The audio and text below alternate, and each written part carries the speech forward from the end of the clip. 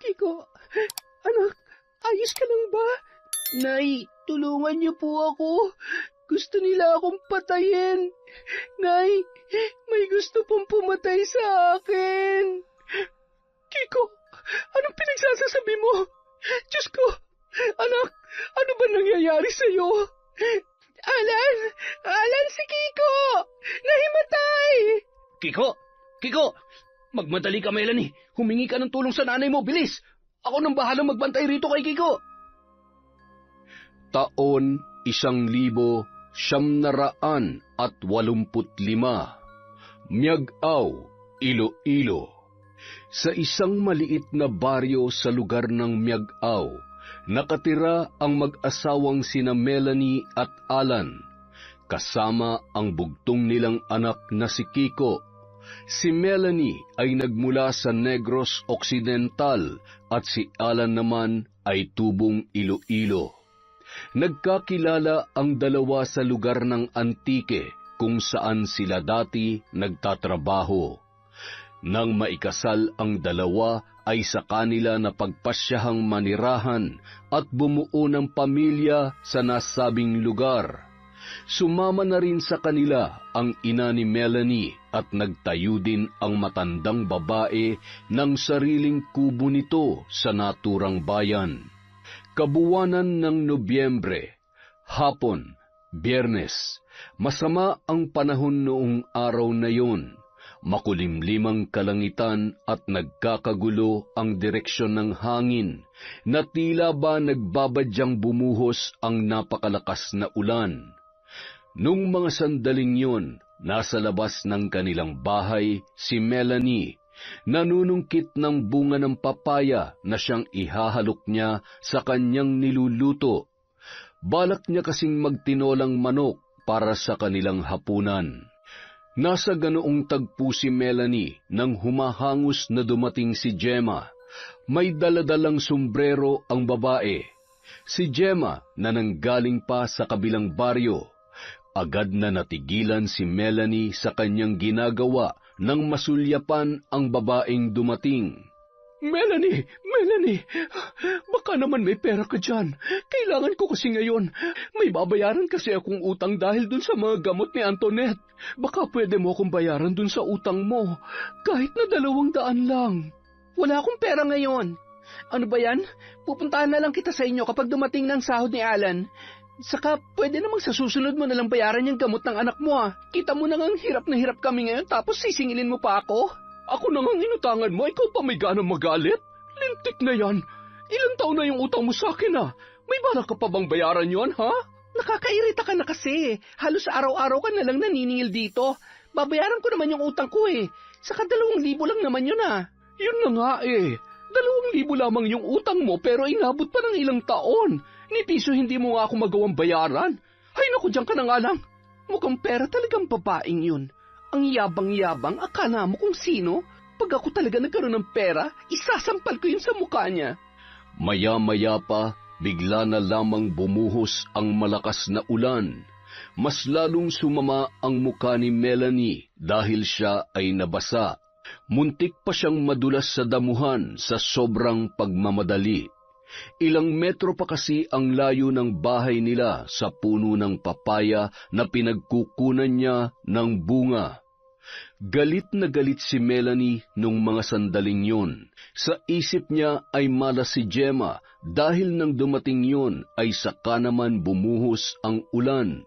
Nang makapasok siya sa loob ng bahay, basang-basa na ang babae. Pumapatak pa sa sahig na gawa sa kawayan ang tubig na nagmumula sa kanyang damit.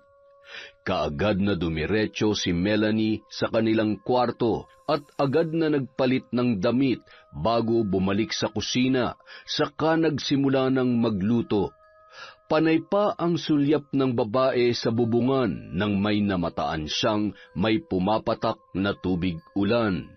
Doon lang niya napansin na may butas na pala ang ilang bahagi ng kanilang bubong.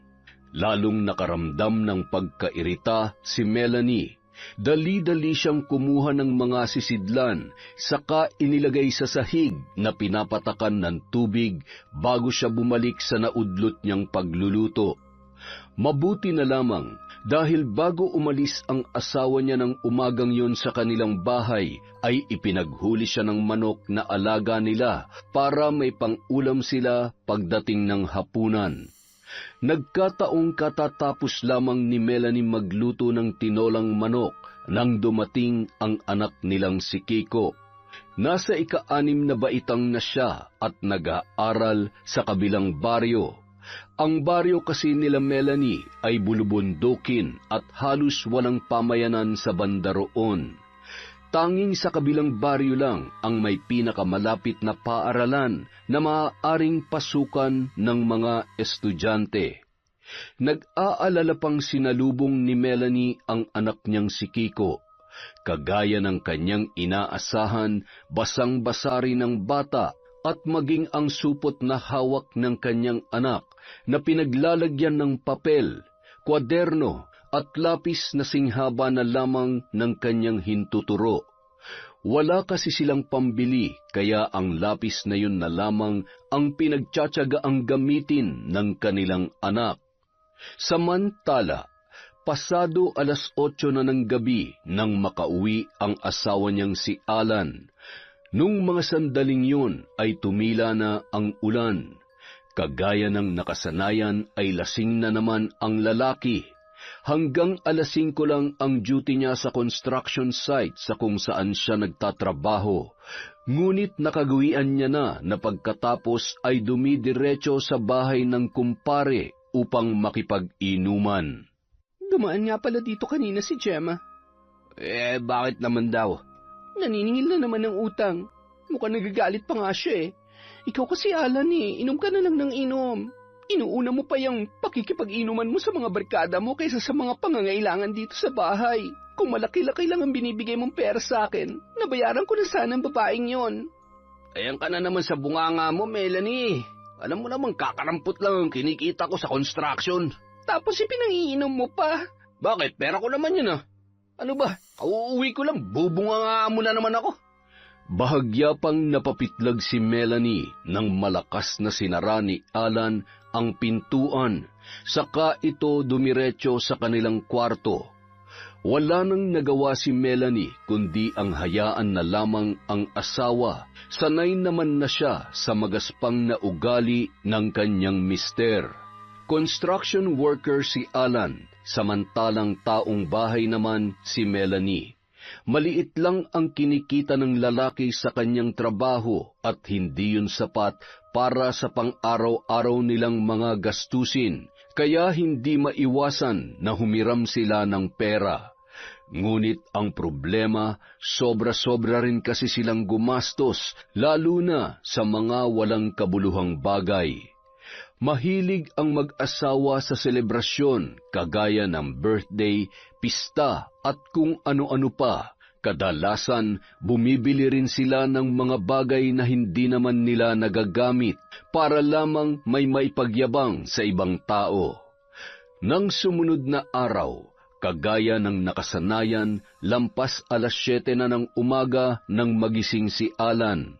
Kung hindi pa niya narinig ang ingay ni Melanie, ay hindi pa ito magigising. Para sa kanya, alarm clock na ang bunganga ng kanyang misis. Halos hindi maipinta ang muka ni Alan nang tuluyan itong bumangon sa kanyang higaan. Bahagyang napainat pa ang katawan ng lalaki bago ito dumiretso sa sala. Mula sa sala, naaamoy niya ang ginigisang bawang at sibuyas ng kanyang asawang si Melanie. Anong niluluto mo dyan? Anong ulam natin? Gising na pala ang hari. Ayun, pinagluluto kita ng adobong kangkong. Adobong kangkong na naman? Wala na bang iba? Kabibigay ko lang ng pera nung nakaraan Ubus mo na? Aba, puro karne ang ulam natin nung nakaraan. Alam mo namang kakarampot lang ang kinikita ko sa construction. Hindi ka pa rin marunong magtipid? Yan, dyan ka magaling. Napupunta lang naman lahat ng kinikita mo dyan sa mga kumpare mo. Inom lang kayo ng inom. Nay, ano po ang ulam? Kiko, Mabuti pa'y umutang ka na muna ng sardinas kay Mang Ramon. Pumunta na ako sa tindahan ng matandang yun kaninang umaga. Pero sabi niya, hindi raw siya magpapautang sa atin hanggat hindi natin nababayaran ng 3 buwang utang natin sa tindahan niya. Mahaba-haba ng listahan natin doon. Bah, yabang nung matandang yun ah. Ang mamahal naman ng mga tinitinda. Pumunta ka na kaya muna kay Carlos. Subukan mo manghiram ng pera. Pinautang mo naman siya ng pera noong nakaraang taon, hindi ba? Pandagdag na rin sa gastusin. Malapit ng birthday ni Kiko. Sige, susubukan ko. Magtyaga-tyaga na lang muna tayo ngayon sa adobong kangkong. Pasado 10:00 na ng umaga nang umalis sa bahay nila si Alan. Kagaya ng napag-usapan nilang mag-asawa, pumunta siya sa bahay ni Carlos. Isa rin ito sa mga kumpare niya dahil inaanak ni Alan ang panganay noong si Pedring. Halos 2 baryo pa ang nilakad ni Alan bago ito tuluyang nakarating kina Carlos. Naabutan pa niya ang asawa ni Carlos na papaalis sa bahay noon. Nakaporma ang babae at halatang may mahalagang lakad. Alan, napadalaw ka. Ang ganda naman ng suot natin ngayon ah. May lakad ka ba, Mare? Oo, pupunta ako kila Chang Maribeth. Tsaka susunduin ko rin sa kanila si Pedring. Halos mag-4 na araw na kasi siyang nasa lola niya eh. Ganun ba? Siya nga pala, nandyan ba si Carlos? Ay naku, wala eh. Nandun siya sa tatay niya. Pinatawag kasi siya kaninang umaga. May mahalaga yata silang gagawin. Kailan naman daw siya babalik? Sa Miyerkules pa. Bakit? May kailangan ka ba sa asawa ko, Alan? Wala. Wala naman. Sige, babalik na lamang ako sa Miyerkules. Sige, Alan, pasensya ka na ha. Nagmamadali rin kasi ako eh. Ingat ka. Dismayadong naglakad papalayo si Alan.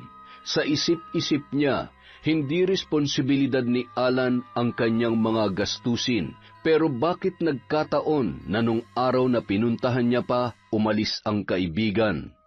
Tahimik na nagmumuni-muni sa mga sandaling yun si Alan habang naglalakad pabalik sa kanila nang madaanan niya ang kumpare niyang si Bonifacio, asawa ni Gemma, yung babaeng inuutangan nila ngunit hindi naman binabayaran. Kung hindi pa siya tinawag ng kumpare, ay hindi niya ito mapapansin. Alan, mukhang pasan mo ang langit at lupa. May problema ba? Oo, pare. Manghihiram sana ako kay Carlos ng pera kaso minalas ako dahil wala siya sa bahay nila eh. Ganun ba, pare?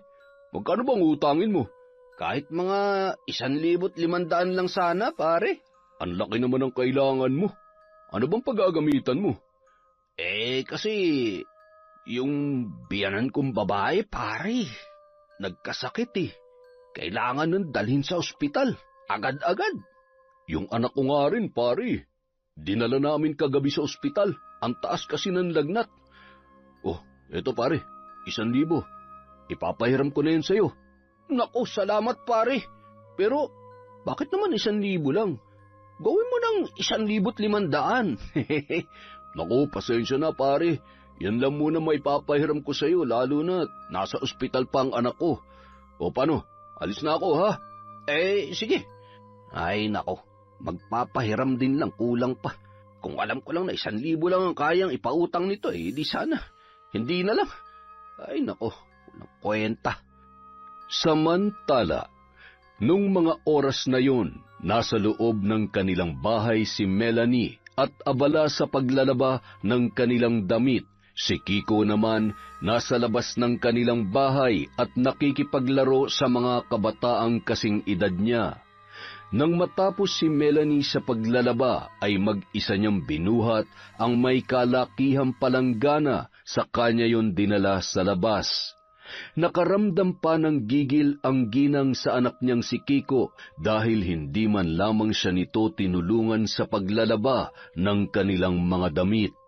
Nagkataong nagsasampay na si Melanie nang dumating ang asawa niyang si Alan. Agad na napatigil sa ginagawa ang babae nang mapansin niya ang lalaki. Nababakas pa niya ang pagkadismaya at pagkairita sa mukha nito, kaya agaran niya yung nilapitan. Ano? Nakautang ka ba kay Carlos? Yun na nga Wala siya sa bahay nila kaya hindi ako nakautang. Nako, Alan ha, hindi talaga maaasahan yung kumpare mo. Paano na to? Birthday ni Kiko, hindi tayo maghahanda. Basta, gagawa ko ng paraan. O, ito na lang muna, 1,000 yan. 1,000 lang? Saan naman to nanggaling? Doon, kay Parang Bonifacio. 1,000 lang ang pinahiram sa akin eh. Na-ospital daw kasi yung anak nilang si Antoinette. Yan talaga mga kaibigan mo, hindi maaasahan. Ay nako, ano ba yan? Saan tayo kukuha ng pera na panggasto sa birthday ni Kiko? Basta, gagawa ko ng paraan. Napailing-iling na lamang si Melanie dahil sa kanyang mga narinig. Muli siyang bumalik sa naudlot niyang pagsasampay, samantalang dumiretso naman sa loob ng bahay si Alan upang matulog. Nang matapos ang babae sa kanyang ginagawa, saka siya bumalik sa loob at nakinig ng drama sa radyo nilang debaterya. Araw ng linggo, 3:30 pa lamang ng madaling araw ay nagising na ang mag-asawang sina Alan at Melanie. Maaga silang nagluto ng almusal. Pagpatak ng 4:30 ng umaga, sa kanila ginising ang anak nilang si Kiko at nag-agahan. Bandang 5:00 na nang bumaba sila sa baryo at pumunta sa pinakamalapit na simbahan sa bayan upang magsimba. Nang makarating sa lumang simbahang Katoliko, walang imik silang pumasok sa loob. Eksakto naman nang makarating sila ay bigayan na ng alay. Huling dumating ang pamilya ni Melanie sa simbahan, kaya sa bandang likuran na sila nakaupo. Nang maiabot sa kanila ng ibang tao ang basket na may pera, ay agad yung kinuha ni Alan. Saglit niyang sinilip ang basket at ganun na lamang ang tuwa niya nang makita niya yung halos mapuno na ng barya. Ang higit na nakaagaw ng kanyang atensyon ay ang mga papel na pera. Sunod-sunod na napalunok si Alan. Nagpalinga-linga sa loob ng simbahan at nang makumpirma niyang walang nakatingin, nagkunwari siyang maglalagay, pero ang ginawa niya ay kinuha ang mga papel na pera. Sa kanya yun nilagay sa kanyang bulsa bago pinasa ang basket sa sakristan na medyo may kalayuan sa kanya. Sanay na si Alan sa ganoong gawain. Dahil abala ang mga tao sa loob ng simbahan sa pakikinig sa pari, hindi nila namamalayan ang kanyang ginagawa. Ngunit nakita yon ng kanyang asawang si Melanie. Alan, bakit mo kinuha? Nasa simbahan tayo, pera yan ang simbahan. Ay nako, ano ka ba? Hinaan mo nga yung boses mo. Huwag kang mag-ingay dito. Oo na, pero bakit mo ginagawa yan? Ay nako, baka may makakita sa'yo. Huwag kang mag-alala. Sinisiguro ko sa'yo na walang makakakita sa atin. Saka, ano ka ba? Huwag ka nang umakto na parang anghel dyan. Magagamit natin ang perang to. Ilang araw na lang, birthday na ng anak mo. Wala na tayong ibang mapagkukunan kundi ang abuloy dito sa simbahan. Natahimik na lamang si Melanie dahil sa sinabi ng asawa. Muling binalik ni Alan ang atensyon sa harapan at umakto sila na parang walang nangyari. Nang matapos ang misa ay agad silang lumabas ng simbahan. Binilang na rin ni Alan ang pera at ganun na lamang ang tuwa nito nang malamang higit 2,000 ang kanyang nakuha. May 500 din kasing nasama at sa isip-isip ni Alan kung sino man ang naglagay ng ganun kalaking pera, marahil ay mayaman ang taong yun. Maging si Melanie ay tuwang-tuwa rin, lalo na't sa isipin na matutuloy na ang pinaplano nilang birthday party para sa kanilang anak na si Kiko. 5,000 na rin kasi ang kanilang naipon. 1,000 sa inutang nila kay Bonifacio, 2,000 na ninakaw nila sa simbahan, at 2,000 na natirang sweldo ni Alan sa construction. Hindi na rin sila nagsayang pa ng oras at agad silang dumiretso sa palengke at bumili ng kanilang mga kakailanganin. Maglulumpia ako, pansit bihon. Ay, teka, Kiko, gusto mo ba ng spaghetti? Opo, nanay. Saka hotdog po. Sige, bilang mo na rin siya ng hotdog, Melanie. Magpapalit yun din tayo. Yung maliit lang. Talaga po, tay. Naku, tsak na matutuwa ang mga kaklase at mga kalaro ko nito. Abay, dapat lamang, anak. Saka, pagsabihan mo sila na magdala ng mga regalo, ha? Sabihin mo yung maganda at mahal. Kapag ayaw nila magdala ng regalo, edi wag mo silang imbitahin sa birthday mo. Sige po, nay. Bakas sa kanilang muka ang katuwaan habang namimili para sa ihahanda nila sa nalalapit na kaarawan ni Kiko. Nang araw ding yun ay agad na inimbitahan na mag-asawa ang mga taga-baryo nila at maging ang malalapit na kaibigan para sa magaganap na kaarawan ng kanilang anak. Inimbitahan din nila maging ang kanilang mga kamag-anak. Kinabukasan, nagkataong abala si Melanie sa pagwawalis sa labas ng kanilang bahay nang mapadaan si Mang Ramon. Nasulyapan ito ni Melanie, ngunit nagkunwari pa ang babae na wala siyang nakita. Bakas naman ang gigil sa mukha ni Mang Ramon nang lumapit ito sa kanya. Oy, Melanie, nabalitaan kong may gaganapin kayong birthday party dito ah. Abay, ang kapal naman ang mukha ninyong mag-asawa. Ang lakas ng loob ninyong magpa-party hindi nyo nga magawang bayaran ang mga utang ninyo sa tindahan ko. Ano ba naman kayo, Mang Ramon? Kaya aga-aga ang init-init ng dugo nyo. Huwag ka mag-alala, magbabayad naman kami. Kailan ba yung bayad-bayad na yan? Sa katapusan, tama. Magbabayad kami sa katapusan. Abay, siguraduhin nyo lang. Dahil kung hindi ay ipapabarangay ko na kayo. Hindi na nagtagal si Mang Ramon at agad na itong umalis. Napangiwi na lamang si Melanie at galit na bumalik sa naudlot nitong pagwawalis. Sa loob-loob niya ay nabubwisit na siya dahil maagang sinira ni Mang Ramon ang kanyang araw.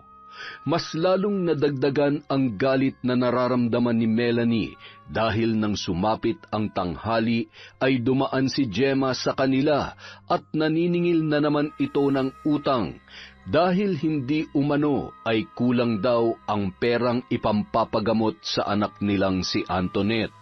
Melanie, baka naman pwede ko na makuha kahit yun lang perang pinahiram sa inyo ng asawa kong si Bonifacio nung nakaraan. Aba, Gemma, kung kukunin mo lang naman pala kaagad ang 1,000 yon, edi sana hindi na lamang pinahiram ni Bonifacio yung sa asawa ko.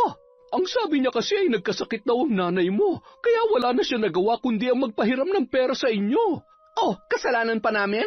Maghintay kayo kung kailan kami makakapagbayad. Hindi porket umaasenso na kayo gaganituhin niyo na lamang kami. Melanie, hindi naman sa ganon. Kailangan lang kasi namin talaga ng pera ngayon. Masyadong maraming gastusin sa ospital. O, edi mangutang ka sa iba. Ano ba? Pwede ba umalis ka na? Hindi mo ba nakikita, abala ko? Pag nagkaroon ako ng extra, babayaran kita. Galit na ibinalibag pa ni Melanie ang walis sa kung saan.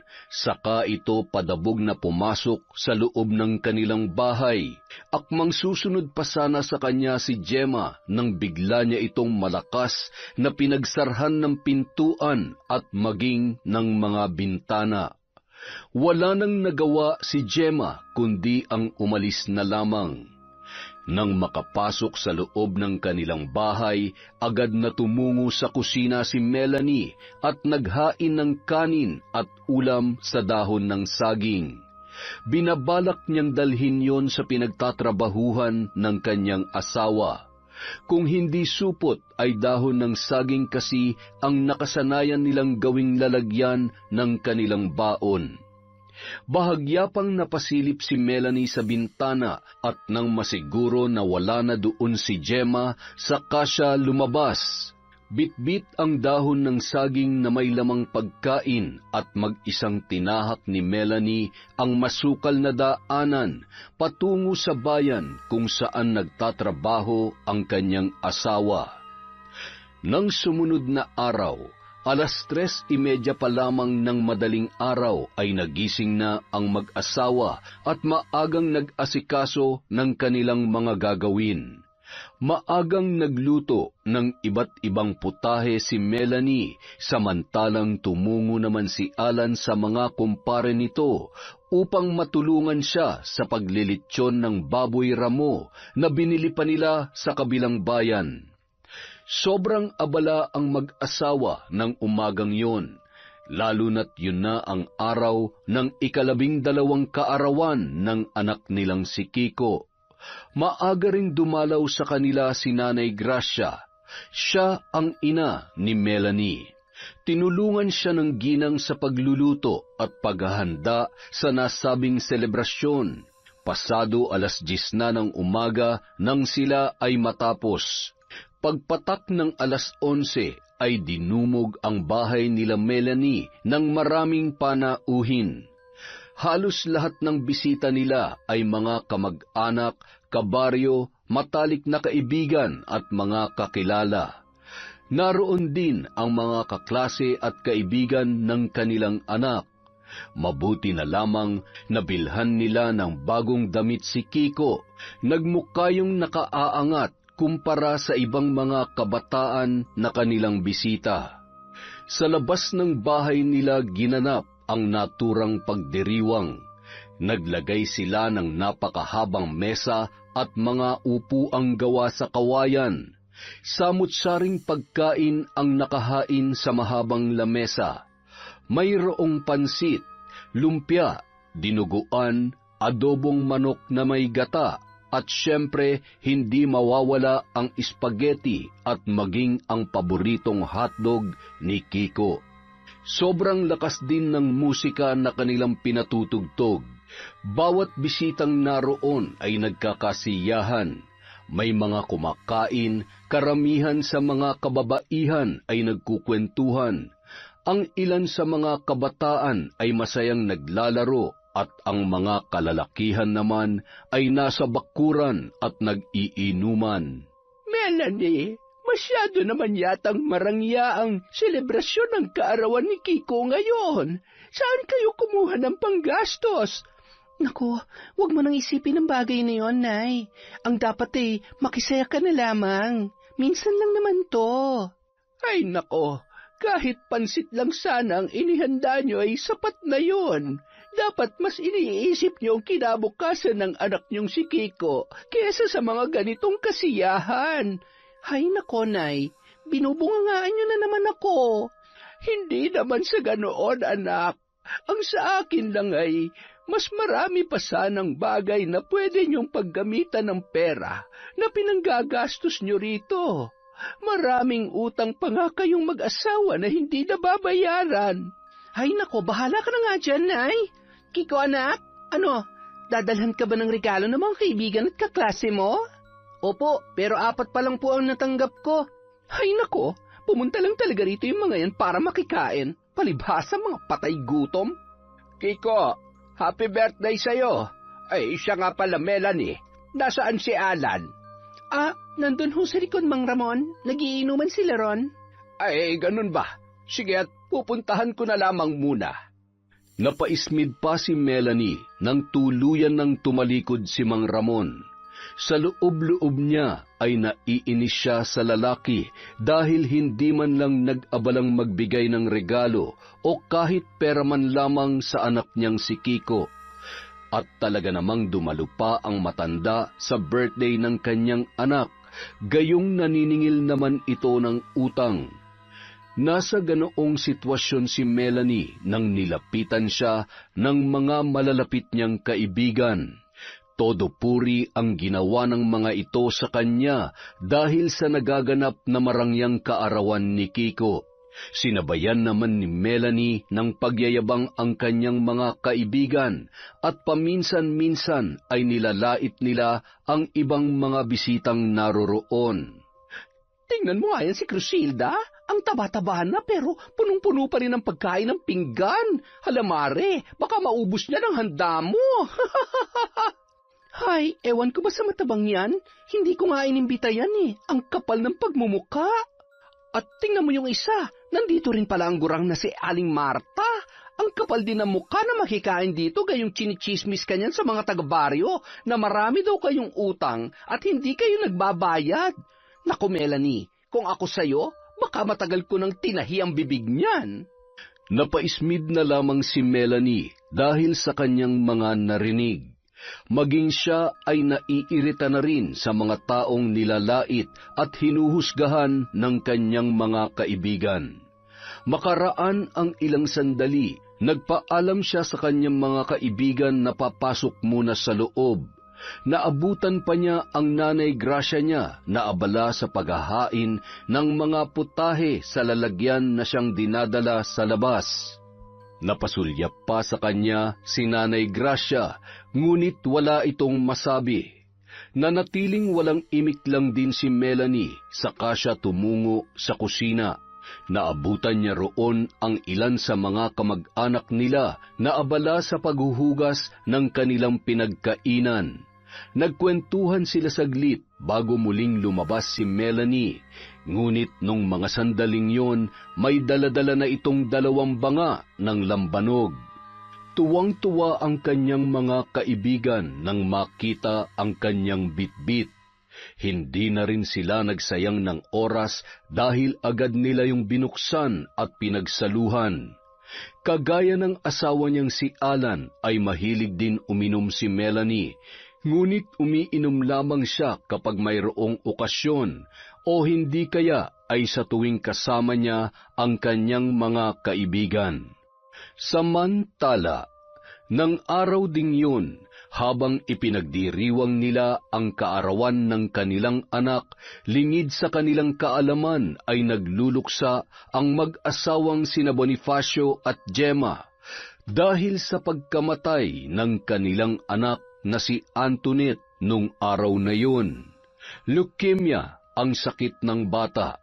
Ginawa na rin nila ang iba't ibang paraan para maipagamot ang anak nila. Sa katunayan ay maraming ospital at doktor na ang nilapitan nila, ngunit mas lalo lamang lumala ang karamdaman ng kanilang anak, hanggang sa sumuko na ang katawan nito. Labis na paghihinagpis ang naramdaman ng mag-asawa, lalong-lalo na si Gemma. Halos hindi nito matanggap na tuluyan ng pumanaw ang kanilang anak. Sobrang nasaktan at nagluksa ang babae dahil sa sinapit ng kanilang pinakamamahal na anak ni Bonifacio. Nang araw ding yun, kaagad nila itong dinala sa morgue. Makaraan ang 2 araw, saka inuwi ang bangkay ni Antoinette na mag-asawa. Marami ang nagulat at nalungkot nang mabalitaan nila ang nangyari. Halos lahat sa kanilang baryo ay nakiramay. Nakikiramay ako at ang aking pamilya. Gemma, ikinalulungkot ko ang sinapit ng anak mong si Antoinette. Alam kong mahirap, ngunit kayanin mo yan. Pagtibayin mo ang kalooban mo. Salamat, Sheila. Maraming salamat. Ngunit, gayong wala ng anak ko, hindi ko alam kung makakaya ko pa bang mabuhay. Lakasan mo lamang ang loob mo, Gemma. Tandaan mong narito pa kaming mga nagmamahal sa'yo. Tibayan mo ang loob mo. Ay, siya nga pala. Nakadalaw na ba rito si Melanie? Hindi pa. Abala pa yata ang mga yun, lalo na't balita ko may sakit ang nanay niya. Ha? Paano naman nangyari yun? Nakita ko si Aling Gracia nung nakaraan na. Siya pa nga ang nag-asikaso sa amin sa bahay ni Melanie at nagluto. Siya nag-asikaso sa inyo? Teka, anong ibig mong sabihin? Gemma, walang sakit si Aling Gracia. Saka, hindi mo ba alam? Nung mismong araw na namatay ang anak mo, ipinagdiwang ni na Melanie at Alan ang 12 kaarawan ng anak nilang si Kiko. Ano? Habang nagluluksa kami sa pagkamatay ng aming anak, nagdiriwang naman pala sila ng kaarawan ng anak nila. Gayong kaya kami nakapos sa pera ng asawa ko sa pambayad ng gamot ni Antoinette, ay dahil din sa kanila. Nagsinungaling sila sa amin. Sinabi nila may sakit ang ina ni Melanie, kaya hindi sila makapagbayad. ngunit pinanggasos lamang pala nila sa birthday ni Kiko. Ay, Gemma, pasensya ka na. Hindi ko alam na hindi mo pa pala alam. Wala kang dapat ihingi ng tawad, kumare. Wala ka namang kasalanan. Sila may kasalanan kung bakit namatay ang anak ko. Kung nagbayad lamang sila ng utang nila, malamang naagapan namin si Antoinette. Kung hindi lamang sila naging makasarili, marahil ay buhay pa ang anak ko ngayon. Ang anak ko, ang kawawa kong anak. Oh, Sheila, nandito ka pala. Ay, teka, ano nangyari sa asawa ko? Gemma, ayos ka lang ba? Bonifacio, sila Melanie may kasalanan kung bakit nawala si Antoinette. Maghihiganti ako sa kanya. Ano bang ibig mong sabihin? Teka, sa kwarto nga tayo mag-usap, Gemma. Pinagtitinginan ka na ng mga tao. Humanda sila. Gagantihan ko sila. Labis na nanginginig at namumutla na si Gemma dahil sa sobrang galit. Kaagad naman siyang inalalayan ng asawa niyang si Bonifacio. Humingi pa siya ng paumanhin sa mga naroroon, sa kanya dinala sa kanilang silid si Gemma. Iyak ng iyak ang babae, kaya walang nagawa si Bonifacio kung hindi ang yakapin na lamang yun. Araw ng Sabado, tanghali na nang magising ng araw na yon si Melanie. Kagaya ng nakasanayan, agad siyang dumiretso sa kusina at nagtimpla ng kape, sa kanya yun dinala sa kanilang sala. Pinaandar din ni Melanie ang debaterya nilang radyo at nakinig ng balita habang maingat niyang sinisimsim ang mainit-init pang kape. Nagbabagang balita. Isang bangkay ng matandang babae ang natagpuan sa liblib na bahagi ng Baryo Miagaw, Iloilo, kaninang madaling araw bandang 3:30. Ayon kay Chief Police Officer Blanco, karumal-dumal ang sinapit ng biktima. Wakwak ang tiyan nito, nawawala ang laman loob at wasak ang ulo, kaya nahihirapan ang mga otoridad na matukoy ang pagkakakilanlan. Hanggang sa kasalukuyan ay hinahanap pa ang pamilya ng naturang biktima. Haka-haka naman ng taong bayan ay aswang daw ang may kagagawan noon. Ang kasong ito ay patuloy pa ring iniimbestigahan ng mga otoridad. Ako po si Nelson Santos, ang inyong tagapagbalita. Ay, ang mga aswang na yan, wala nang ibang ginawa kundi mambiktima ng mga tao. Kiko? Alan? Ay, saan naman kaya pumunta mag-amang yon? Kaya aga-agay, naglalakwatsa na naman. Nasa ganoon siyang tagpo nang makarinig siya ng sunod-sunod na pagkatok mula sa kanilang pintuan. Kaya inisyan na patayo, saka marahas na pinagbuksan ang taong nasa labas. Napakunot noo pa siya nang bumungad sa kanyang harapan ang nanay niyang si Gracia. Oh, Nay, ang aga niyo ha. Ba't napadalaw kayo? Wala. Nasasabik lamang akong makita ang apo ko. Si Kiko, nasaan siya? Wala nga po sila dito ni Alan eh. May pinuntahan yata. Pumasok muna kayo sa loob. Gusto niyo ba magkape? Tubig na lamang, anak. Uminom ako ng pinakuloang luya kaninang 5:00. Ay, naku, Nay. Bakit bang hilig niyo sa inuming yan? Ang pangit naman ng lasa. Huwag mong sabihin yan. Baka nakakalimutan mong yan ang pinaiinom ko sa iyo dati tuwing nagkakasipon at nagkakaubo ka. Nakasanayan na ni Nanay Gracia na magpakulo ng luya tuwing umaga. Yun ang iniinom niya imbis na kape. Marami kasing benepisyo ang maaaring makuha sa inuming pinakuloang luya. Sinabihan na kita, Melanie. Sa halip na kung ano-anong ipainom mo dyan sa anak mong si Kiko, dapat pinakuluan mo siya ng luya at yun ang ipainom mo sa kanya.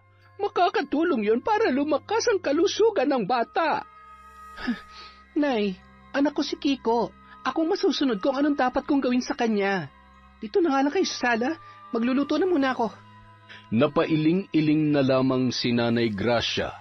Sa loob-loob niya, namumroblema siya hindi lang sa anak niyang si Melanie, kundi pati na rin kay Kiko. Isa pa, Hindi naman ganyan dati ang ugali ng kanyang anak, ngunit naimpluwensyahan na ito ng kanyang mga kaibigan.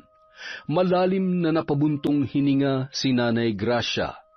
Ilang saglit pa, dumating din ang mag-amang sina Alan at Kiko. Nang makita ni Kiko ang kanyang lola, ay napatakbo itong lumapit sa matandang babae. Nagmano ang bata, saka humalik sa pisngi, kagaya ng kanyang nakasanayan. Napangiti naman si Nanay Gracia dahil sa ikinilos ng apo at iniabot nito sa bata ang isang supot ng chicharon. Kainin mo yan, Kiko. Hindi yan karne ng baboy o baka, dahil ang chicharon na yan ay gawa sa bawang. Masarap yan, bukod dun ay masustansya pa. Opo, sige po Lola, salamat po. Nay, nandito pala kayo. Kumusta ho? Eto, sa awa ng Diyos ay malusog naman at nasa mabuting kalagayan. Mabuti naman ho kung ganon. Sige, puntahan ko lang ho muna ang asawa ko sa kusina. Kiko, saan ba kayo galing ng tatay mo? Bakit mukhang nakainom yata ang isang yon? Dun po kila Tio Carlos. Nag-inuman nga ron sila pero isang bote lang ng birang ininom ni tatay. Ay nako, ang tatay mo talaga. Kaya aga-aga umiinom na. Isinama ka pa niya. Lola, nasan po sila, Binsoy? Yung mga pinsan mo, sumama na sa nanay nila. Kakauwi lang nila sa Antique kaninang umaga. Lola, malayo po bang Antique? Maganda po ba dun, Lola? Oo, malayo yon. Saka maganda sa lugar ng Antique. Kapareho lang dito sa lugar natin. Sana makapunta rin kami nila nanay sa Antique. Gustong-gusto ko rin pong pumunta sa lugar na yon. Saka para makagala kami rin ng mga pinsan ko. Napanguso si Kiko dahil sa sinabi ng kanyang lola. Malapit ang loob niya sa kanyang mga pinsan na sina Binsoy, Ada at Vina, mga anak ng Tia Belen at Tio Lito niya. Noong kanyang kaarawan ay dumalo ang mga yon. Hindi niya tuloy maiwasang manabik sa isipin na kung kailan na naman niya muling makakasama ang kanyang mga pinsan, gayong bihira lamang pumunta ang mga yon sa Iloilo. Maya-maya pa, bumalik sa sala si Melanie at tinawag ang maglola upang mag-agahan. Hindi na rin nakatanggi pa si Nanay Gracia dahil sa amoy pa lang ng daing na niluto ng babae ay natatakam na siya.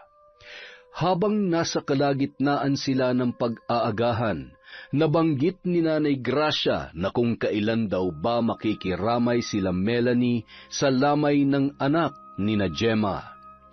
Kagaya ng karamihan, matagal na ring alam ni na Melanie at Alan ang tungkol sa balitang pagkamatay ni Antoinette, ngunit hindi pa napag-usapan ng mag-asawa ang tungkol sa pakikiramay sa mag-asawang sina Gemma at Bonifacio. Isa pa, iniiwasan ng mga ito ang dalawa dahil baka sa halip na makiramay sila ay singilin pa sila sa kanilang utang. Kailan naman kayo pupunta doon? Hindi pa namin naiisip ang bagay na yan, Nay. At saka, baka singilin lang kami ng mga yon ng utang, kaya wag na lang muna. Tsaka, patay lang naman yon. Kailangan pa ba kami ron? Melanie, yung bibig mo. Hay nako, Nay. Ang totoo naman kasi niyan, palibhasa, hindi marunong mag-alaga ng bata. Mas inuuna pa nila yung pera nila. Mabuting tao si Gemma, at alam kong mabuti rin siyang ina sa kanyang anak. Ngunit hindi natin hawak ang kapalaran. At saka, hindi ba malaki rin ang naitulong sa inyo ng pamilyang yon? Sige, Nay. Doon ka na lang sa kanila kumampi. Hindi sa kinakampihan ko sila, anak. Mag-iingat kayo. Huwag niyong kakalimutan na bawat kasamaang ginagawa ninyo ay may naghihintay na karma. Anong sinasabi niyong kasamaan na ginagawa namin? Sinasabi niyo ba na masama kaming tao, Nay? Tama na yan. Nasa harapan tayo ng pagkain. Natahimik na lamang ang mag-ina dahil sa ginawang pagsaway sa kanila ni Alan. Matapos nilang mag-agahan ay tumulong na rin sa kanila si Nanay Gracia sa pamamagitan ng paghuhugas ng kanilang pinagkainan. Ilang oras pang nagtagal ang matandang babae sa kanilang bahay at pasado 2:00 na ng hapon nang ito ay umalis. Kinabukasan, bigla na lamang tinamaan ng karamdaman si Kiko. Inaapoy ng lagnat ang bata at biglang may tumutubong mga pantal sa kanyang katawan. Maliban doon ay kapansin-pansin din ang biglaang panlalaki ng kanyang tiyan. Ngunit hindi lamang yun binigyan pansin na mag-asawa sa pag-aakalang normal lang at nilagnat lang ang bata, kaya pinainom lamang nila ng paracetamol upang mawala ang lagnat noon. Hindi rin nakipaglamay ang mag-asawa hanggang sa inilibing na ang anak ni na Bonifacio at Gemma ay hindi pa rin sila nagpapakita. Ni hindi man lamang sila nag-abalang magpadala ng pakikiramay sa mga yon. Hanggang sa lumipas ang mga araw, napansin nilang mas lalong lumalala ang kalagayan ni Kiko. Umabot pa sa punto na hindi na ito makatayo o makalakad. Mas lalo ring tumaas ang lagnat nito. Namutla at sa maikling panahon ay bigla na lamang itong nangayayat. Nanlalalim din ang mga mata ng bata, napuno ng pantal ang katawan at mas lalong lumobo ang kanyang tiyan na tila ba 4 na buwan na buntis.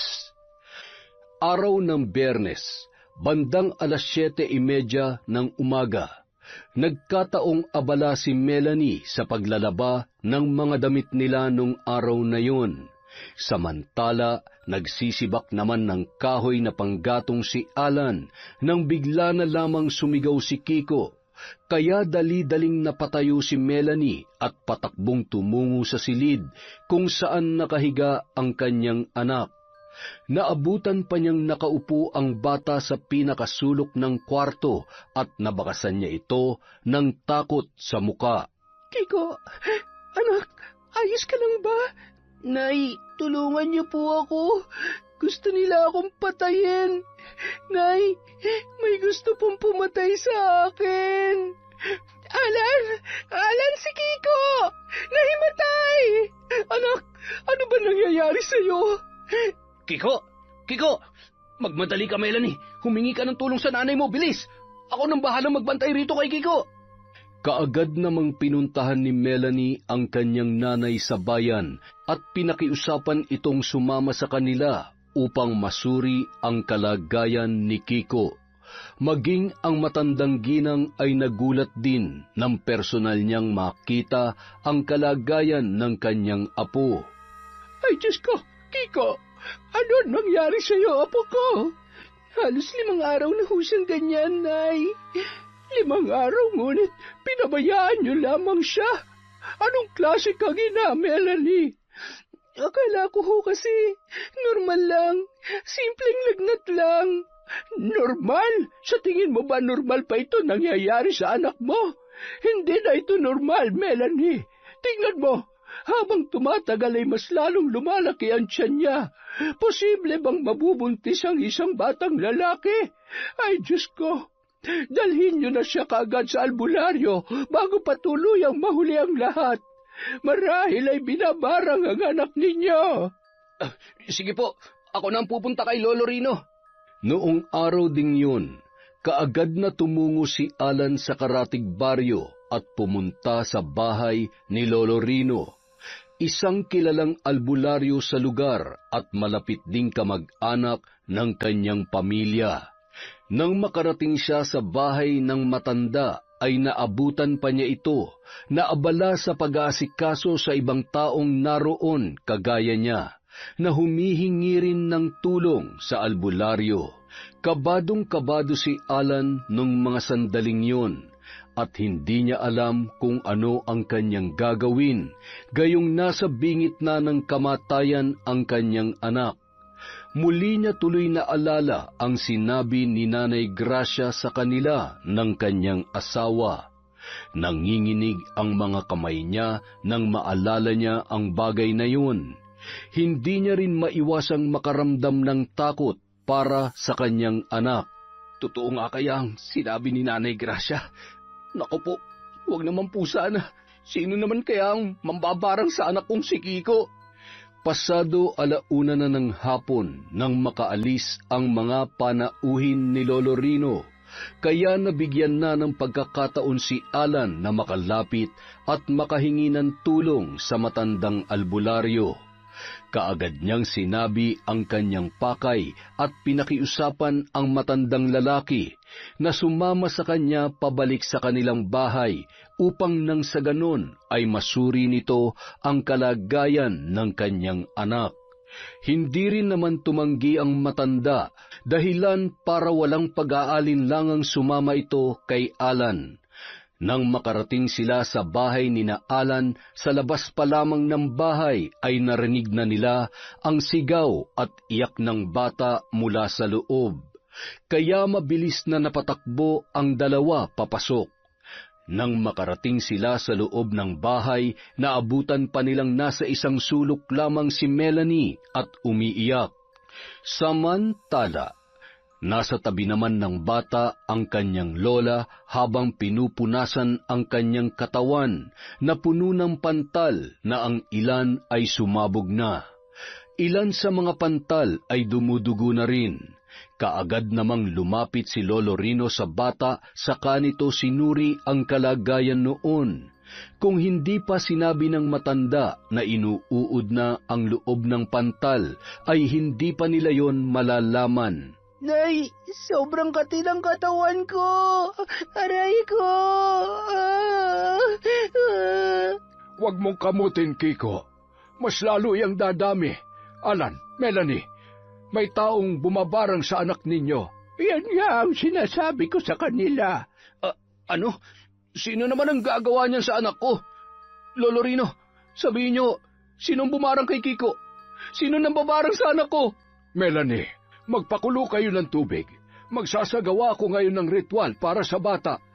Sige ho, iligtas niyo po ang anak namin, parang awa niyo na. Kaagad na umalis si Melanie at kagaya ng inutos ng matanda, agaran siyang nagpakulo ng tubig. Nanginginig pa ang kanyang mga kamay habang naguhugas ng kaldero na siyang gagamitin sa pagpapakulo. Muli siyang napahikbi nang maalala ang kalagayan ni Kiko. Alam niya na labis ang paghihirap ng kanyang anak. Pagkakulo ng tubig, agad na nagsagawa ng ritual ang matanda. Doon din nila nalaman na ang taong nagpabarang kay Kiko ay walang iba kundi si Gemma. Nagulantang pa ang mag-asawa dahil sa kanilang mga narinig. Hindi nila akalain na magagawa yun sa kanila ni Gemma. Yan na nga bang sinasabi ko? Kung ano-ano pa kasing inuuna yung mag-asawa. Utang kayo ng utang para sa mga walang kwentang bagay. Puro kayo kayabangan. Tingnan niyo tuloy ang nangyari sa inyong anak. Muli namang nag-usal ng orasyon si Lolo Rino upang malabanan ang sumpa na binigay sa katawan ni Kiko. Subalit masyadong malakas ang nambarang sa kanya, dahilan kung bakit hindi agad umepekto ang orasyon. Layuan mo na ang batang ito. Lubayan mo na si Kiko. Hindi ko lulubayan ng batang ito. Pera ang inutang ng mga magulang niya at buhay ng bata ang magiging kabayaran. Tigilan mo na yan. Alam kong alam mo na may kaparusahan ng pambabarang. Mukhang malaki ang binayad sa iyo na nagpabarang, ngunit gagawin kong lahat upang mailigtas ang batang ito. Naguguluhang nagkatitigan sina Melanie at si Alan. Hindi nila narinig ang sinabi ni Mamang Minda. Ito ang matandang babae na nambarang kay Kiko. Ang tanging narinig lang nila ay ang ginagawang pagsigaw ni Lolo Rino. Habang isinasagawa ang orasyon, ay iyak naman ang iyak si Kiko. Samantala, nasa isang madilim na lugar si Gemma kasama ang kilalang mambabarang na si Mamang Minda.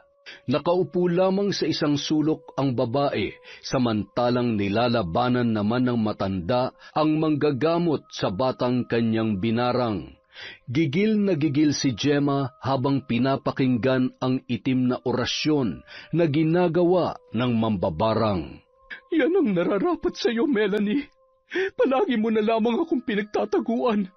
Ilang taon mo na akong tinatakbuhan dahil sa utang mo. Kulong-kulo na talagang dugo ko sa iyo. Ginusto mo talaga magalit ako, pues humanda ka. Pero ang inutang mo, dahil dyan namatay ang anak ko. Kaya anak mo rin ang magiging kabayaran. Lintik lang ang walang ganti, Melanie. Samantala, ilang saglit pa, biglang natigilan si Lolo Rino. Sa sobrang lakas ng mambabarang na kanyang kalaban ay biglang sumakit ang kanyang dibdib at nagawang putulin noon ang sinasagawa niyang orasyon. Agaran namang inalalayan ni Alan si Lolo Rino nang sumuka ng dugo ang matandang albularyo. Lolo, ayos lang ho ba kayo? Ano nangyari? Masyadong malakas ang mambabarang na nambarang kay Kiko. Kung hindi ako nagkakamali, kilala ko ang mambabarang na yon. Kilalang kilala ko siya. Lolo, sabihin niyo, sino nambarang sa anak ko? Sino siya? Siya ay walang iba kundi si Minda, ang nakatatanda kong kapatid. Hindi ko may tatangging higit na mas malakas ang kapatid kong yon kumpara sa akin. Marami na siyang nabarang na hindi ko natalo. Alan, Melanie, patawad, ngunit hindi ko matatalo ang kapatid kong mambabarang. Diyos ko, Alan, ano nang gagawin natin? Kiko, paano na ang anak nating si Kiko? Hindi ko alam. Lolo Rino, may iba pa bang paraan para maputol ang sumpa sa katawan ni Kiko? Meron pa. Kung makakahanap kayo ng mas malakas na albularyo, yung mas malakas pa sa kapatid ko. Ano mangyayari kapag hindi kami nakakita ng malakas na albularyo? Mamamatay si Kiko. Tinitiyak ko sa inyo, mamamatay ang anak ninyo. Hindi, Lolo Rino. Pakiusap, iligtas niyo ang anak ko. Pakiusap po. Lolo, maliban sa paghanap ng malakas na albularyo, meron pa po bang ibang paraan? Wala nang ibang paraan. Maliban na lamang kung babawiin mismo ni Gemma ang barang. Ngunit ang buhay naman ng babaeng yon ang malalagay sa kapahamakan. Kukumbinsihin ko si Gemma. Susubukan ko siyang pakiusapan na bawiin ang barang. Nahihibang ka na ba, Melanie? Sa tingin mo ba gagawin yun ni Gemma? Kung nakinig lang sana kayo mag-asawa sa mga payo ko, marahil ay hindi sana kayo umabot sa ganitong sitwasyon. Tingnan niyo tuloy. Pera ang inutang ninyo, ngunit anak niyo naman ang binarang. Anak niyo ang nakatatanggap ng karma sa lahat ng mga kasalanang ginawa ninyo. Mas lalong napahagulgol ng iyak si Melanie dahil sa kanyang mga narinig. Nanginginig siyang lumapit sa kanyang anak na si Kiko na noong mga sandaling yon ay nanghihinang nakahiga sa kanilang kama. Nanginginig pa si Melanie nang yakapin ang kanyang anak, samantalang nakasandal naman sa pintuan si Alan at tahimik na lumuluha. Labis na nagsisisi ang mag-asawa dahil sa nangyari. Muli nilang naalala ang mga kasalanang kanilang nagawa, ang pagsisinungaling, pangungutang para may maipagyabang lamang sa ibang tao, pagiging mapanghusga, at naalala rin nila ang ginawa nilang pagnakaw sa loob ng simbahan. Gulong-gulo ang isip ng mag-asawa. Hindi nila alam kung ano ang dapat nilang gawin upang mailigtas ang nag-iisa at pinakamamahal nilang anak. Nang dahil sa pangyayaring yun, napagdesisyonan ni Nanay Gracia na doon na lang pansamantalang manirahan sa bahay ng mag-asawa upang maalagaan at mabantayan niya ang kanyang apong si Kiko. Lumapit na rin sa mga kakilala at mga kaibigan nila ang mag-asawa upang humingi ng tulong sa mga tao. Ngunit lahat ng mga kinikilala nilang kaibigan ay pinagkaitan sila ng tulong. Habang lumilipas ang mga araw, mas lalong nanghihina si Kiko at mas lalong nangangayayat. Minsan halos hindi rin ito makahinga ng maayos at lalong lumala ang kanyang karamdaman. Sunod-sunod na kamalasan ang dumating sa buhay ng mag-asawa. Natanggal sa trabaho si Alan dahil palagi itong lumiliban, kaya mas lalong nadagdagan ang kanilang problema.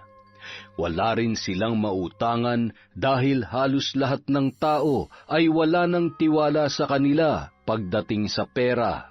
Kumusta? Nakahanap ka ba na mahihiraman? May nakita ka na bang albularyo? Wala. Melanie, hindi ko na alam kung ano pang gagawin. Pagod na ako. Hirap na ako. Hindi ko na kaya. Paano ng anak natin? Alan, ano nang gagawin natin? Hindi ko matatanggap kung mawawala sa atin si Kiko. Alan, Melanie, magmadali kayo. Kinakailangan natin dalhin sa ospital si Kiko. Nanginginig siya at bumubula ang kanyang bibig. Samantala, nagkataong abala si Gemma sa paglalabas sa labas ng bahay nila ng araw na yon, nang humahangos na dumating si Melanie. Hindi na nabigla pa si Gemma nang makita niyang umiiyak ang dati niyang kaibigan. Mataray niya itong tiningnan bago bumalik sa paglalaba, ngunit ganoon na lamang ang pagkagulat niya nang bigla yung lumuhod sa mismong harapan ni Gemma.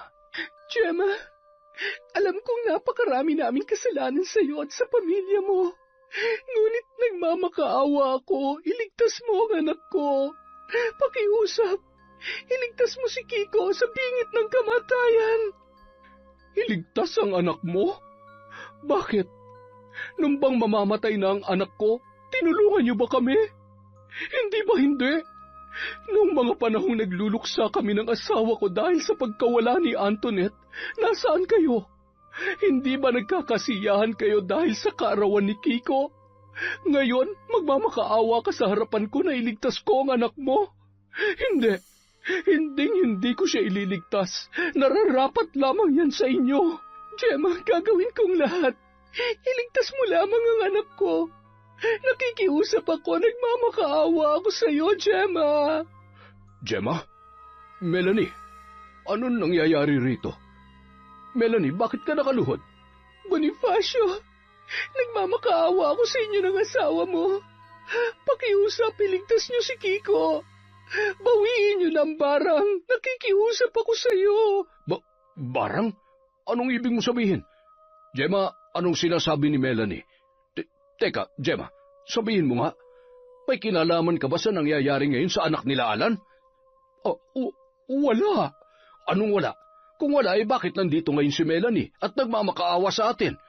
Sabihin mo ang totoo. Ano ang nangyayari? Oo na, ipinabarang kong anak nila.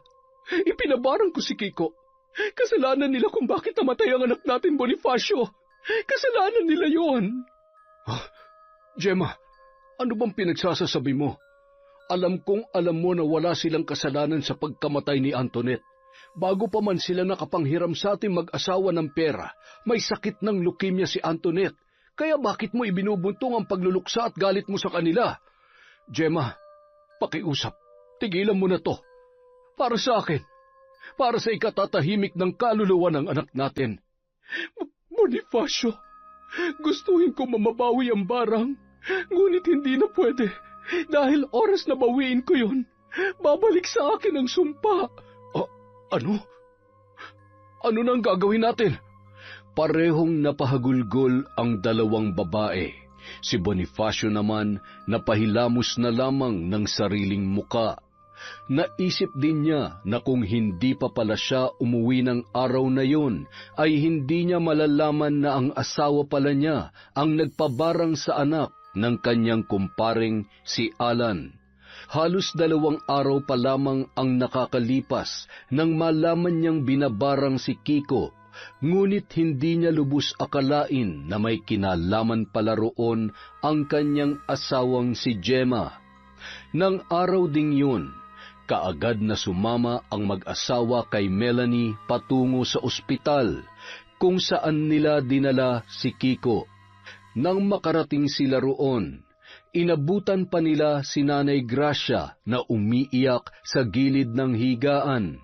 Namumutla pa rin ang bata at may nakatusok na dextrose. Nagulat pa si Nanay Gracia nang makita ang mag-asawang sina Gemma at Bonifacio. Sa halip na magalit ang matandang babae, humagulgol na lamang ito ng iyak. Alam niya na may kasalanan din si Melanie, kaya nangyayari yon sa kanila. Wala rito si Alan. Sumama siya kay Rino. Sa pagkakaalam ko ay tutungo sila sa bahay ng mambabarang. Salamat po. Diyan na po muna kayo. Pupuntahan ko lamang sila. Sasama ko. Buhay ng anak ko nakataya rito, kaya sasama rin ako. Sigurado kayo? Sige, tayo na. Lakad takbo ang ginawa nilang tatlo hanggang sa tuluyan na silang nakalabas ng ospital. Hindi na rin sila nagsayang pa ng oras at agad na tumungo sa bahay ng matandang mambabarang. Sa tulong na rin ni Gemma. Kabisado kasi ni Gemma ang daan papunta sa bahay noon dahil ilang beses na siyang nakapunta roon. Nang makarating sila ay naabutan pa nilang nagtatalo sina Lolo Rino at si Mamang Minda. Manang, tigilan mo na ang pambabarang. Marami ka ng taon nasaktan at binawian ng buhay.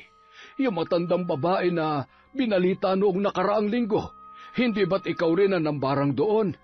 At saka, yung matandang babae na nawasak ang ulo. Manang, tigilan mo na ito. Ako nga, ngunit sumusunod lamang ako sa utos ng mga taong nang hihingi sa akin ng tulong. Isa akong mambabarang, kaya tungkulin ko ang mambarang. Bakit, Manang? Sa tingin mo ba isa kang Diyos? Na kung gusto mo manakit o pumatay ng tao ay gagawin mo na lamang basta? Manang, maraming inosenteng tao na nadadamay. Tumahimik ka dyan! Wala kang alam! Manang, may alam ako. Alam ko kung bakit mo yan ginagawa. Alam na alam ko. Manahimik ka! Alam ko ang dahilan ng pagkamatay ng asawa at anak mo. Hindi ba? Binarang din sila. Kaya bilang paghihiganti ay nag-aral ka mambarang at ginawa mo rin yun sa nambiktima sa asawa at anak mo. Sinabi ng tumahimik ka! Hindi, Manang. Ikaw, tigilan mo na yung ginagawa mo.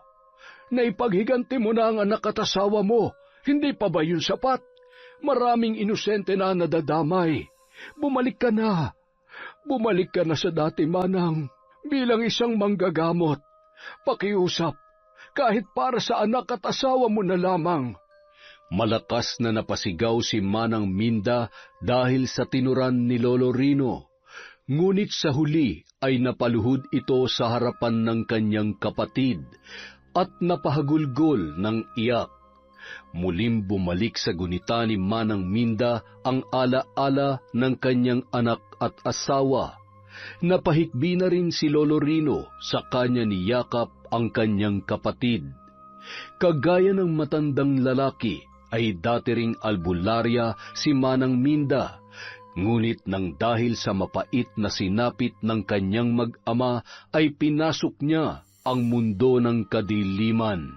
Manang Minda, narito ako upang makiusap sa inyo na bawiin niyo na ang barang kay Kiko.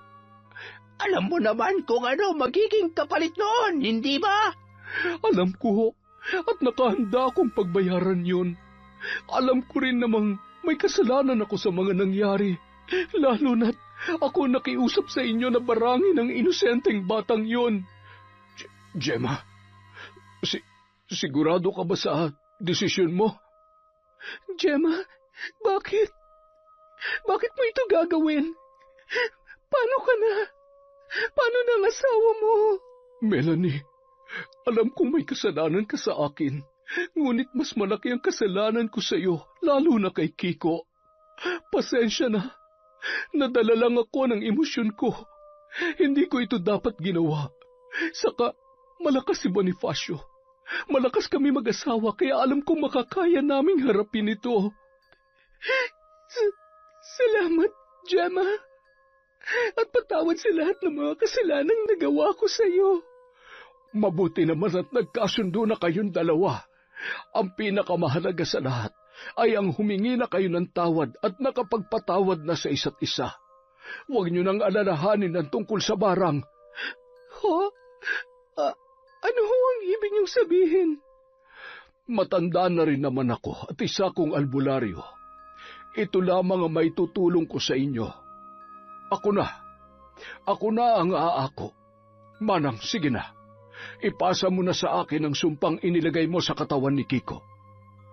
Ipasa mo na sa akin ang barang. Irino, bakit mo ba ito ginagawa? Dahil isa kong albularyo, Manang. Hindi ba? Kapwa tayo manggagamot.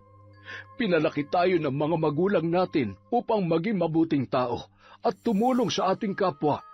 Kaya nakahanda akong gawin ang lahat para sa mga taong nangangailangan ng tulong. Nang marinig yon ni Manang Minda, ay bigla na lamang siyang napangiti.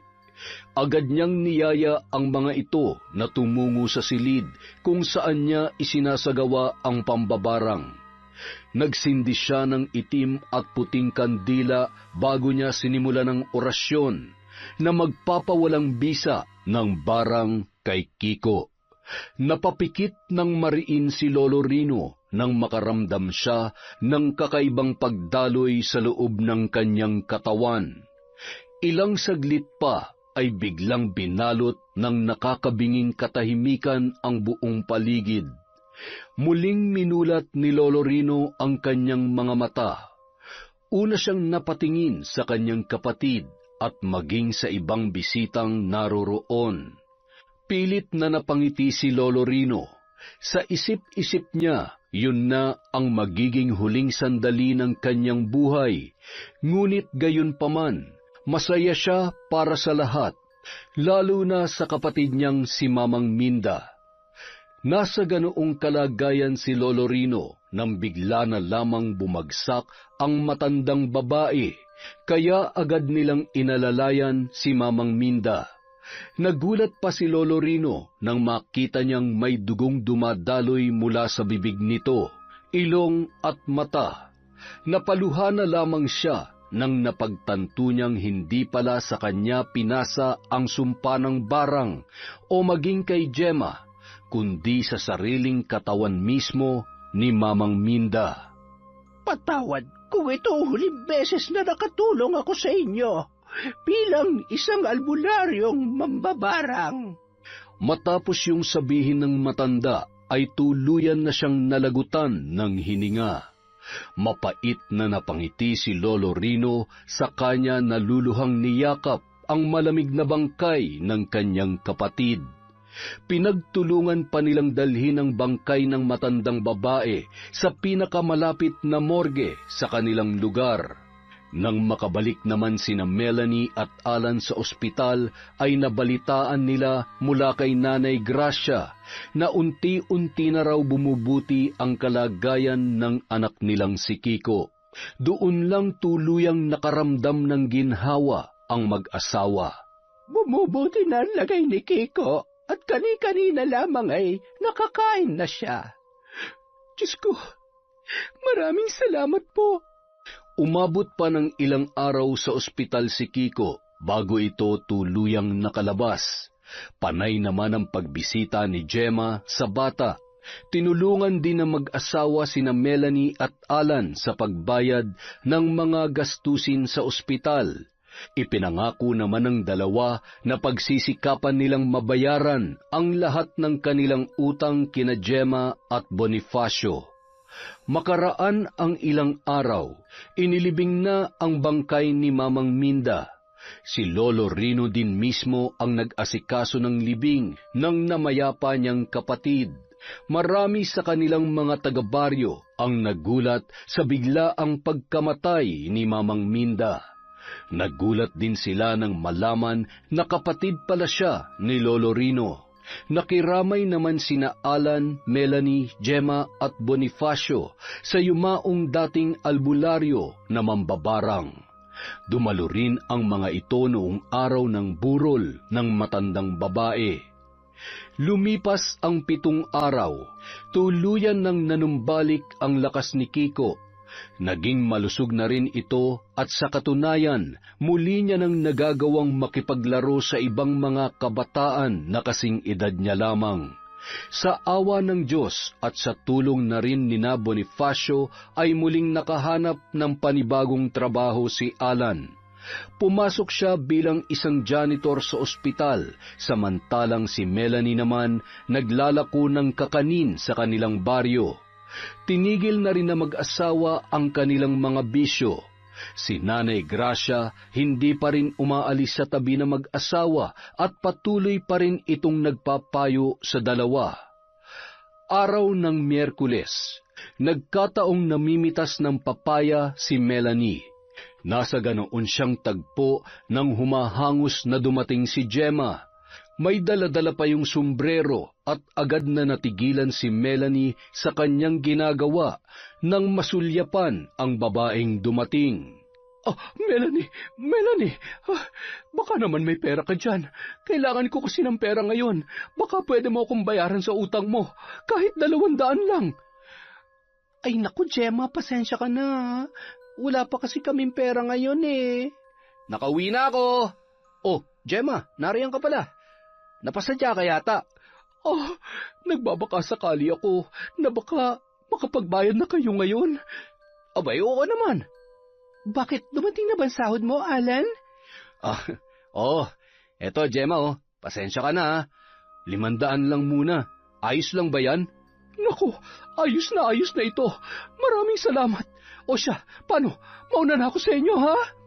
Sige, mag-iingat ka, Mare. Kayo rin, Mare. Alan, alam mo ba kung sino yung mga taong mahirap makalimutan? Ha? Sino naman? Di tayo. Mahirap kayang kalimutan yung mga taong mahilig mangutang. Kita mo, hindi agad tayo nakalimutan ni na Gemma at ng iba. Teka, si Mang Ramon. Naku, paparating na siya. Bilis, magtago na tayo. Uy, ano ka ba? Nagbago na tayo, di ba? Mang Ramon, magandang araw po. Ito pala yung bayad namin. Pasensya ka na, 1,000 lang muna, pero pangako sa susunod na sweldo ko, dadagdagan ko na po yan. Ay nako, maraming salamat sa inyo, Alan. Melanie. Wow, isa na naman pong magandang kwento mula sa Kwentong Enteng. At dahil dyan, meron tayong shoutout. Huwag na natin patagalin. Simulan po natin kay Remy Alba, syempre. Kay Rose Bakel from Sultan Kudarat. Kay Samuel, Dodong, Joy Tubosa from Saidi. Hi po sa Esperon family from Bicol.